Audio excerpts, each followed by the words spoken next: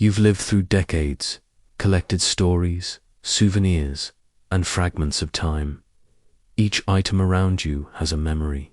But now, those memories are crowding your space. What once brought joy now weighs on your mind. Camera cuts to a close-up of her fingers brushing over an old photo album. Then a deep sigh. You're not alone. Many seniors feel overwhelmed by their own homes, not because of the size, but because of the stuff. It's not clutter until it makes you feel heavy.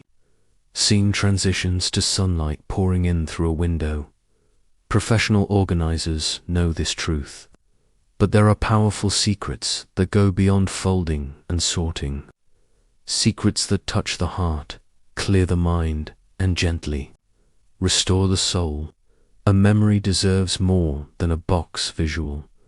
The same elderly woman sitting at her kitchen table, sorting through greeting cards, old photographs, and children's artwork. Some items can't be donated, tossed, or recycled. Not yet.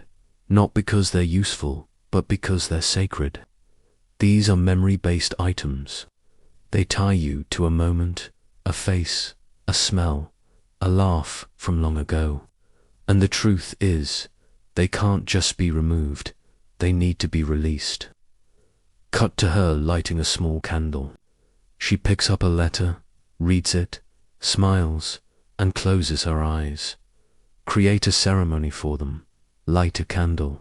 Write the memory down. Take a photo. Say thank you. These small rituals give closure. They free the item and you from needing to hold on. When you honor the story, you make room for your future. Clean one cup, not the whole kitchen visual. Elderly man stands in the middle of a messy garage. Tools scattered, shelves cluttered. He looks tired and overwhelmed. When an organizer steps into a space, they rarely try to tackle the whole room. Instead, they zoom in, weigh in. We call it the microzone method. One drawer, one shelf, one basket. That's where the change begins. He opens a toolbox, begins to organize screwdrivers, gently placing them in a neat row. When you're older, energy comes in small bursts, and success comes from small wins. Every tiny transformation creates momentum. It's not about speed, it's about sustainability. Microzones reduce anxiety and give the brain a sense of control. It's a gentle way to make a room feel new, again without fatigue or frustration. The three-touch rule, visual. A woman moves the same decorative bowl 3 times in the kitchen, then on the shelf, then in a drawer. She frowns. If you've touched an item more than 3 times without using it, it no longer belongs in your home. It's not adding value, it's adding noise. You've given it multiple chances. It has failed the test of purpose. Now, it's time to pass it on. She places the bowl into a donation box and exhales deeply. This secret is kind. It doesn't force a decision after one glance. It gives space to reconsider, but it also sets a limit. 3 times is enough. The hidden clutter nobody talks about visual. Under a bed, dusty boxes, forgotten shoes, tangled cords. Behind a couch, piles of magazines. A chair in a corner covered in folded laundry. Some clutter hides in plain sight. Not because it's invisible to the eye, but because we've trained ourselves not to see it. Organizers call it invisible clutter. The pile behind the couch, the bags under the bed, the clothes on the catch-all chair. These areas silently drain your energy.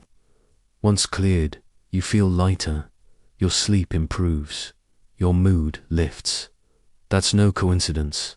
That's your nervous system finally resting. Storytelling, reflection, montage, various seniors showing before and after scenes. One couple dancing in their newly cleared living room. A woman reading a book in a freshly cleaned corner. A man walking through a tidy hallway with ease. Decluttering isn't about losing what you love. It's about letting your environment reflect the person you've become, not just who you once were. You are not your boxes. You are not your dusty shelves. You are the light that moves between them. Closing gentle call to action. Start small. Start today. And remember, the simpler your the louder your peace will speak. Visual text overlay. Subscribe for more ways to live light. Share with a loved one who needs this today. The hallway of pauses, the scene opens with an elderly man, Robert, walking slowly down a hallway lined with old photo frames. He pauses at every step, glancing toward the items leaning against the walls, boxes filled with books, stacked magazines, umbrellas, old coats. He built this home over 40 years ago, brick by brick, shelf by shelf. And now, the hallway whispers backstories at every step. Not in words, but in pauses. Robert sighs. He steps around a pile of magazines and stops in front of a wedding photo, slightly crooked on the wall. Every hallway has its clutter. But Robert's isn't just physical. It's a trail of unfinished decisions, things moved but never resolved. A hallway filled with not yet, maybe later, and I'll think about it tomorrow. Cut to Robert, slowly sitting on a bench by the window, looking at the sun outside. These quiet corners, filled with inaction, become heavy, not because of their contents, but because of what they postpone. Decisions, progress, light. He opens a box beside him. Inside are shoes from 20 years ago, perfectly preserved.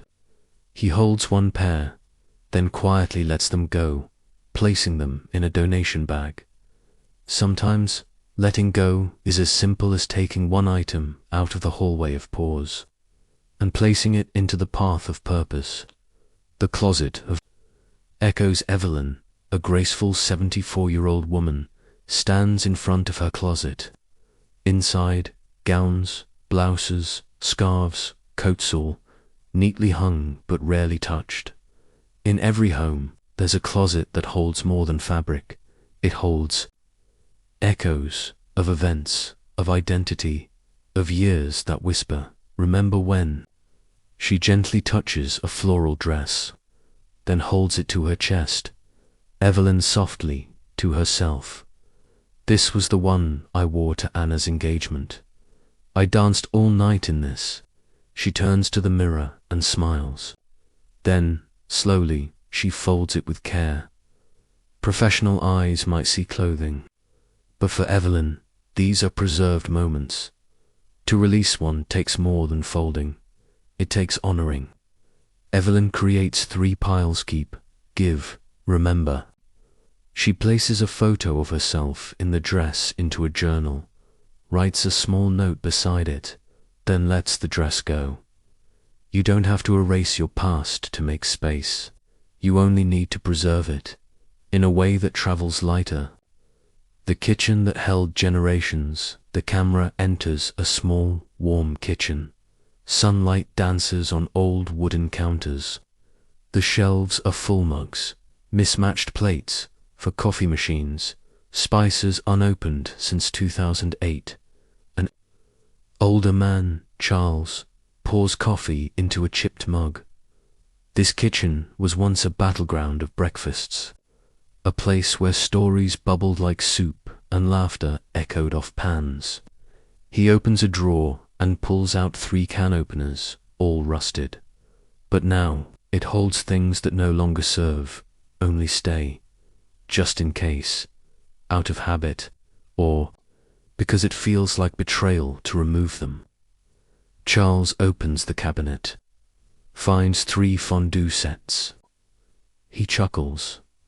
"Charles, we never even used these. Mary bought them during her chef phase." He looks upward for a moment, eyes glimmering with memory. Closing parenthesis. The kitchen doesn't need to forget, it just needs to breathe. Charles keeps one mug, donates the others, washes the counters, lights a candle. The space, suddenly, feels alive.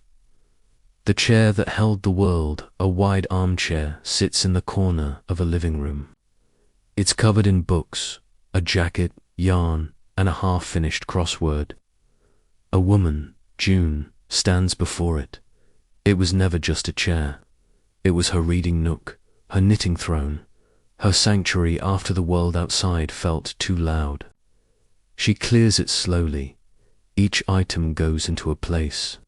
Books to the shelf, yarn to a basket, the jacket hung.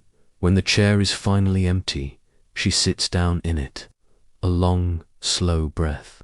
Sometimes clutter steals what you love most, the peace of your own seat, the breath of stillness, the presence of now.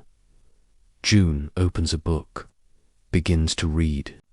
For the first time in weeks, the garage that was a museum, a narrow garage filled with tools, boxes, bikes, lawn chairs, Christmas lights, and baby cribs. Henry, in his late 70s, moves carefully between stacks. He kept everything, not because he needed it, but because each tool, each object, was a chapter. He lifts a small, rusted hammer, his son's initials carved in the handle. Letting go feels like erasing a page, but truly, it's freeing the story from being trapped in dust. He creates 3 sections: keep for use, keep for family, release. He places the hammer in a small box labeled, to give my grandson. Some things stay. Some things pass on, but none of them need to remain stuck. Moments of goodbye, montage of seniors letting go of one thing, a piano no longer played, a necklace never worn, a camera whose lens broke years ago. The truth no one says is this: every goodbye has weight, but every release has flight. Cut to donation trucks, gently pulling away, people waving, rooms now bathed in light, silence no longer heavy but healing. You haven't lost anything. You've made room for what matters most, the present. The house breathes again, peaceful music. Seniors walking through calm spaces, shelves half full, walls warm, floors clean, movement easy. This is not emptiness. This is clarity. This is not loneliness. This is intention. An old man places a single flower in a vase.